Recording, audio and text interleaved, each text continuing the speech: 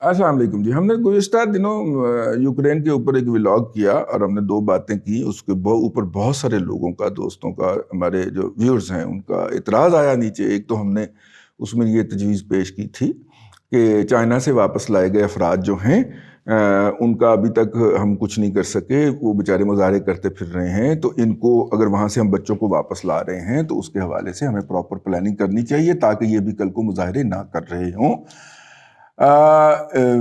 ظاہر ہے پھر اس پہ کچھ احباب نے کہا کہ یہ کمپیریزن جو ہے یہ غلط ہے کیونکہ چائنا کے اندر صورتحال اور ہے. بالکل آپ کی بات درست ہے، چائنا ایک اور ملک ہے اور اس وقت وہ ایمرجنسی کی سچویشن تھی اور کووڈ کی وجہ سے، اور پوری دنیا کا میڈیا اس وقت لوگوں کو ڈرا رہا تھا، اور ڈرانا جائز بھی تھا کسی حد تک کیونکہ اس کے نتیجے میں جو کیجولیٹیز ہو رہی تھیں یا ہوئیں بعد میں اس سے ڈرایا جانا چاہیے تھا. تو ایسی صورت میں والدین کا اور ان بچوں کا ڈر جانا ایک فطری امر تھا. میں نے جو بات عرض کرنے کی کوشش کی اور احباب نے وہ بات نہیں سمجھی تو مطلب کہ کچھ وہ یہ تھی کہ جناب آپ ان کو ضرور پک کیجئے، اور یہ جدھر کا رستہ آپ ان کو بلا رہے ہیں اس کی بجائے ان بچوں کو دوسری جگہوں سے بھی بلایا جا سکتا ہے، ہنگری سے بھی، سلواکیہ سے بھی، رومانیہ سے بھی. پولینڈ کی طرف ہم زور دے رہے ہیں اس لیے، لیکن پولینڈ کے اوپر اس وقت وہاں کے جو سفیر ہیں پاکستان کے وہ اپڈیٹ کر رہے ہیں سوشل میڈیا کے اوپر، اور وہ کر رہے ہیں، اور بیشتر لوگ اب تک نکالے جا چکے ہیں. جو سوشل میڈیا کے اوپر تنقید ہو رہی ہے وہ بے تکی تنقید ہے، بغیر حالات کو، گراؤنڈ ریئلٹیز کو جانے ہوئے تنقید کی جا رہی ہے. 3000 بچے تھے وہاں پہ، ان کو نکال لیا گیا ہے. پاکستانیوں کے حوالے سے آذربائیجان اور یہ جو جگہ ہے، یہ ہمارے آباء و اجداد نے جب ہندوستان چھوڑ دو تحریک جو شروع کی تھی گاندھی جی نے، اور مسلمانوں کو یہاں سے ہجرتیں کروا کے ان کے کاروبار پہ قبضے کیے تھے، تو مسلمان بر صغیر کے جو تھے انہوں نے ہندوستان چھوڑ دو تحریک کے تحت یہاں سے ہجرت کی تھی. خلافت موومنٹ بھی اس کے ساتھ کوئنسائیڈ کر رہی تھی. تو وہ لوگ جب گئے تھے افغانستان تو ان کی وہاں پہ لوٹ مار ہوئی تھی، پھر وہ لڑتے مرتے آگے نکلے تھے. تو ان لوگوں کے جو بچے تھے، وہ بچے کھچے لوگ جو پہنچے تھے وہ آذربائیجان پہنچے تھے اور یوکرین میں پہنچے تھے. یہ وہ علاقے ہیں جہاں پہ ہمارے آباء و اجداد کے فٹ پرنٹ ملتے ہیں. یعنی 1958 تک آذربائیجان سے اردو کے اخبار پر رسالے نکلا کرتے تھے، آپ اس سے اندازہ کر سکتے ہیں. لیکن پھر وہ مقامی آبادی کے اندر مرج ہو گئے، اور ظاہر مقامی شادیاں ہوئی ہوں گی اور پھر وہ لوکلائز ہو گئے ہوں گے، تو اگلی نسل کو اردو بھول گئی ہوگی، تو اس کے بعد یہ نہیں ہوا. تو یہ ایک تو ہمارے فٹ پرنٹس وہاں پہ موجود ہیں. وہاں کا جو سب سے بڑا میڈیا اونر ہے وہ بھی پاکستانی نژاد ہے، پتہ نہیں سیکنڈ جنریشن ہے یا تھرڈ جنریشن ہے، لیکن ہے پاکستانی نژاد، مطلب بر صغیر کا ہے جی وہ مسلمان. تو خیر یہ بھی ایک اپنی جگہ پہ تھی. لیکن ہم جو بات آپ کی خدمت میں عرض کر رہے تھے کہ اس ایشو کو ہینڈل کرنا چاہیے بڑی ڈیلیکیسی کے ساتھ. میں ان کے صدر صاحب جو ہیں ان کے اوپر میں نے بڑی شدید تنقید کی، اور تسی سمجھے ہی نہیں، چنگا نہیں سمجھے. ٹھیک ہے بھئی، وہ تنقید جو تھی وہ کہیں پہ نگاہیں، مطلب یار استعاراتی انداز کے اندر ہی بات کی جا سکتی ہے نا، جب آپ کو خطرہ ہو کہ آپ براہ راست تنقید کے نتیجے کے اندر جو ہے وہ اٹھا لیے جائیں گے. مطلب مجھے کیا اٹھانا، میرا بازو کام نہیں کر رہا کئی دنوں سے، لیکن وہ اس حالت میں اگر اٹھا کے لے گئے تو میں تو رگڑیا گیا نا غریب آدمی. تو لہٰذا استعاراتی انداز کے اندر بات کی گئی تھی.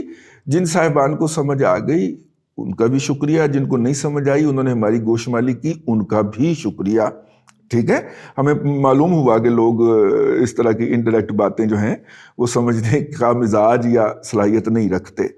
لیکن اگر ہم دیکھیے، جنگ کب چھڑتی ہے؟ جنگ تب چھڑتی ہے جب ڈائیلاگ ناکام ہوتا ہے، جب قیادت جو ہے وہ بیلنس کرنے سے محروم رہ جاتی ہے.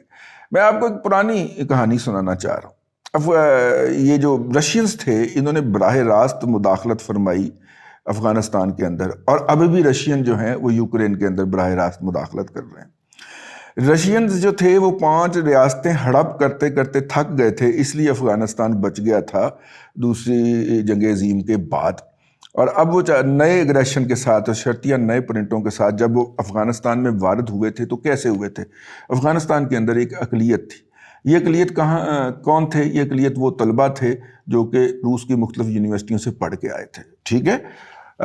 یوکرین کے اندر روس اب کا نقطہ نظر یہ ہے کہ وہ وہاں کی ایک اقلیت، ایک پاپولیشن کے کہنے پہ گیا، اقلیت ہے بہت چھوٹی سی لیکن وہ ہے، اور وہ روسی نژاد لوگ ہیں۔ وہاں سے بیشتر لوگ جو ہیں وہ روس کی یونیورسٹیوں کے ہی گریجویٹ ہیں، اگر ہم اس کو یوں بھی دیکھ لیں تو کامنلٹی آ گئی۔ یہاں پہ جن لوگوں کے نجیب اللہ وغیرہ کے کہنے کے اوپر روس بہادر تشریف لائے تھے، یا ترکئی یا اس طرح کے جو بھی تھے، یہ لوگ وہ تھے۔ اچھا، دوسرا کیا تھا؟ دوسرا یہ تھا کہ یہاں پہ ان لوگوں کا خیال یہ تھا کہ ہم افغانستان کی بات کر رہا ہوں، کہ ہم ویسٹ اور رشیا کے درمیان بیلنسنگ رکھ کے تو چلیں گے، بیلنسنگ ایک توازن پیدا کریں گے اور دونوں سے پیسے کھائیں گے۔ مجھے یاد پڑتا ہے جب دونوں سے امداد اینٹھیں گے، مجھے یاد پڑتا ہے کہ جب پہلی وار تھی، جب روس کی خلاف افغان جنگ لڑ رہے تھے، تو اس جنگ کے اندر ہمارے اوپر ایک دن انکشاف ہوا کہ جو سڑکوں کا جال ہے وہاں پہ بچھا ہوا، یا اچھی سڑکیں ہیں جو استعمال ہو رہی ہیں، وہ ویسٹ نے تعمیر کر کے دی ہیں افغانستان کو، ٹھیک ہے۔ امریکہ بادر نہیں، میرے خیال یورپ کی بات تھی، تو ان کا سٹاف ہے وہاں پہ اور ان سٹاف کو وہاں سے نکالنا ہے، تو یہ ہمارے اوپر انکشاف تھا۔ یعنی افغانستان بڑے طریقے کے ساتھ جو تھا وہ ویسٹ کو بھی لو رہا تھا، مطلب لو کا کیا مطلب ہے کہ ان سے لے رہا تھا اور رشیا سے تو لے ہی رہا تھا، اور دونوں پھر ظاہر ہے جب وہ دونوں طاقتیں اپنی انویسٹمنٹ کر رہی ہیں، آپ کو امداد دے رہی ہیں، تو وہ پھر وہاں پہ اپنا سیاسی اثر و رسوخ بھی چاہیں گے۔ اور جب ایک گود میں ڈالنے کی کوشش کی نجیب اللہ صاحب نے اور وہاں سے مقامی مزاحمت آئی، تو مقامی مزاحمت کو کچلنے کے لیے انہوں نے روسی مدد طلب فرما لی۔ حفیظ اللہ امین اور یہ سارے جو احمق تھے، انہوں نے یہ حرکت فرما لی، اور اس کے بعد افغانستان کو ایک بہت لمبی جنگ میں دھکیل دیا گیا۔ جو سبق روس کو سیکھنے میں 8 سال لگے تھے، امریکہ کو سیکھنے میں 20 سال لگ گئے، ٹھیک ہے، کیونکہ روس کے اندر کارپوریٹ سیکٹر کوئی نہیں تھا جس کے مفادات افغانستان سے وابستہ نہیں تھے۔ ویسے 2008 میں امریکہ کو بھی پتہ چل گیا ہوا تھا، اوباما ایٹوار جو بش ایٹوار جو ہے اس کے اندر اس کے مصنف نے یہ لکھ دیا تھا کہ ہم افغانستان کی جنگ ہار چکے ہیں، لیکن 2008 سے 2012 تک 12 سال لگے اس حقیقت کو تسلیم کرنے اور اس کو عملی جامہ پہنانے میں۔ اور عملی جامہ کس نے پہنایا؟ جناب ڈونلڈ ٹرمپ صاحب نے، جس کو پاگل صدر کہا جاتا ہے۔ لیکن واپس آ جائیں اس موضوع کے اوپر۔ کامنلٹی ہم ڈھونڈنے نکلے کہ افغانستان کے اندر اور یوکرین کے اندر کامنلٹیز کیا ہے۔ وہ مائنورٹی نے جب بلایا، اچھا دوسری بات یہ ہے کہ اگریسر جو ہے ان دونوں کے اندر روس ہے۔ اب روس نے نمبرز کے اندر تو اپنی بہت بڑی فوج رکھی ہوگی، ٹیکنالوجی کے اندر وہ سو کال ٹیکنالوجی بڑی رکھی ہوگی، لیکن جو ہے 50 سال سے زائد عمر ہو گئی ہے معراج کی ہمارے پاس، ٹھیک ہے، معراج طیارے کی، اور ہم جو ہے وہ اس کا Su-30 جو ہے وہ گرا مارتے ہیں، جو کہ روس کا لیٹسٹ ٹیکنالوجی والا طیارہ سمجھا جاتا ہے۔ آج کل اگر کوئی اس سے کہے کہ پائن 2 طیارے تھے پھڑانا، تو وہ Su-30 پھڑاتا ہے کہ یہ بڑا لیٹسٹ طیارہ۔ اور ہمارے 50 سالہ طیارے نے جو کہ دنیا ترک کر چکی ہوئی ہے جس کا استعمال، اور ہم ان سے پرانے طیارے خرید کے لا کے اس کو ری میک کر کے تو اپنا نمبرز پورا کرتے ہیں، جو سرحدوں کے اوپر، ہوائی سرحدوں کے اوپر ہم نے گشت کرنا ہوتا ہے، اس کے لیے ہم وہ پرانے طیارے خرید کے اس کو ری میک کر کے تو چلاتے پھر رہے ہیں۔ انہیں پائے نا Su-30 گرا مارا، ٹھیک ہے۔ تو اس کا مطلب ہے کہ روس کی ٹیکنالوجی تو کہیں چیک ہی نہیں ہوئی، چیک ہوئی زیادہ سے زیادہ ریسنٹ پاسٹ کے اندر تو شام کے اندر چیک ہوئی، جہاں پہ سامنے کوئی مزاحمت ہی نہیں تھی، ٹھیک ہو گیا۔ تو اس لیے اس ٹیکنالوجی کا بھی وہاں پہ چیک ہوگا، اور اگر ویسٹ اور رشیا جو ہے وہ لیٹسٹ ٹیکنالوجی، اور ترکی جو ہے وہ ڈرون ٹیکنالوجی جو ہے اگر یوکرین کو دے دیتا ہے تو یوکرین مزاحمت کے قابل ہو جائے گا، بلکہ افغانستان کی تاریخ دوہرا دے گا، اور بڑے مختصر وقفے کے اندر دوہرا دے گا۔ جب نفٹ کے اندر سے کوئی ادائیگی روس کو نہیں جا پائے گی، یعنی کہ روس گیس تو دے رہا ہوگا یورپ کو لیکن اس کی ادائیگی نہیں سی ہو رہی ہوگی، تو یہ اگلے کچھ عرصے کے اندر وہ روس کی گھٹنے ٹیک دے گا۔ لیکن واپس چلتے ہیں اپنے موضوع کی طرف، کامنلٹی ڈھونڈ رہے ہیں جی ہم۔ یہ بھی ایک ہو گیا کہ اچھا اس وقت جو تھا وہ روس کی معیشت جو تھی وہ انڈر پریشر تھی، یہ کامن فیکٹر نہیں ہے۔ اس وقت روس کی اکانومی انڈر پریشر نہیں ہے، کیسے؟ یعنی روس نے مختلف ممالک کے اندر جو پہلا فریز آیا ہے اس کے $600 ارب کے اثاثے جو ہیں نا وہ فریز کیے ہیں نا امریکہ بہادر نے صرف، اور اس کا مین سٹیک تو ہے ہی یورپ میں، اور یورپ نے جب کرنے ہیں تو یہ اس سے بھی زیادہ ہونے ہیں۔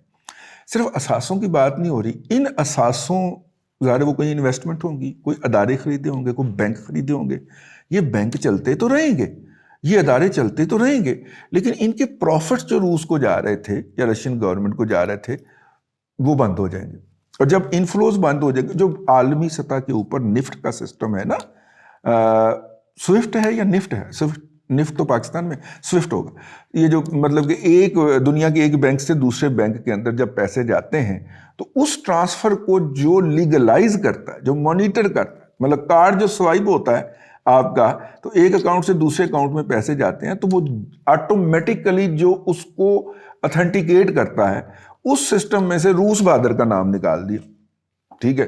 تو دیکھیے اس صورت کے اندر رشیا جو ہے کیا اس کو پرلونگ کرتا ہے یا نہیں کرتا۔ آخری بات، لیڈر وہ ہوتا ہے جو ڈائیلاگ ٹوٹنے نہیں دیتا۔ میں جو یوکرین کے صدر صاحب ہیں ان کی حماقت کے اوپر کیوں تپا ہوا ہوں کہ اگر وہ لیڈر ہوتا اور وہ مسخرہ نہ ہوتا، وہ یہ سچویشن آنے ہی نہ دیتا۔ آپ میرا پرسپیکٹو سمجھیے، آپ نے بہت تنقید کیا، میری بات بھی سن لیجیے، وہ یہ لیول آنے ہی نہ دیتا، وہ اپنے تمام آپشنز کو رکھتا کہ یار دیکھو میں نے اتنی دفعہ سے منت ترلا کی ہے، مجھے نیٹو کے اندر جگہ نہیں ملی، مجھے اتنا زیادہ اچھل کے ٹکرے نہیں مارنی چاہیے چھت کے ساتھ، کیونکہ یہ میری اوقات نہیں ہے۔ اپنے اویلیبل آپشنز کو دیکھ کے چلتا نا، تاکہ اب دیکھیے وہ بندوقیں اٹھا کے دارالحکومت کی گلیوں کے اندر جو ہے وہ میسیجز جتنے مرضی دیتا پھرے، اس کو بہادری تو کہیں گے لیکن اس کی ذات کی بات نہیں ہو رہی۔ وہاں پہ جو اس وقت تک ہزاروں بچے اور خواتین اور مرد حضرات جو ہیں وہ قتل کر دیے گئے ہیں، اس کا خون کس کے سر کے اوپر ہے؟ ٹھیک ہے، آپ دیکھیے نا، جب وہ ترکی نے طیارہ مار گرایا تھا رشیا کا، وہ زون جو اس نے بنایا تھا شام میں، اس کی خلاف ورزی کرنے پہ تو جنگ کا اعلان تھا نا، اور جتنی ایک اس کی فوج بیٹھی ہوئی تھی رشیا کی وہاں پہ ایئر فورس، وہ تو ترکی کو، جبکہ اس کے F-16 جو ہیں وہ اپ گریڈ بھی نہیں ہوئے، تو وہ تو اس کو خاک چٹوا سکتا تھا نا۔ چل کے گیا تھا طیب اردوان کہ جی اگر روس نے ادھر منہ کر لیا تو میری پوری کی پوری عزت داؤ پہ لگ جائے گی، تو موصوف بھی چل کے چلے جاتے، پیوٹن صاحب کو کہتے صحیح آپ مائی باپ ہیں، بچھڑے ہوئے بھائی ہیں ہم، بخش دیو سانو۔ اگر ہاتھ جوڑ کے بھی جنگ اوائڈ کی جا سکتی تھی تو کی جانی چاہیے تھی، جبکہ انہوں نے کوئی جنگ کی تیاری کے لیے بلڈ اپ بھی نہیں کیا ہوا، اور وہ تیاری کر رہے تھے، اس کی وہ تیاری میں تھے، وہ جوائنٹ وینچرز کر رہے تھے، لیکن ابھی تک گراؤنڈ پہ تو کچھ نہیں نہ کر سکے تھے۔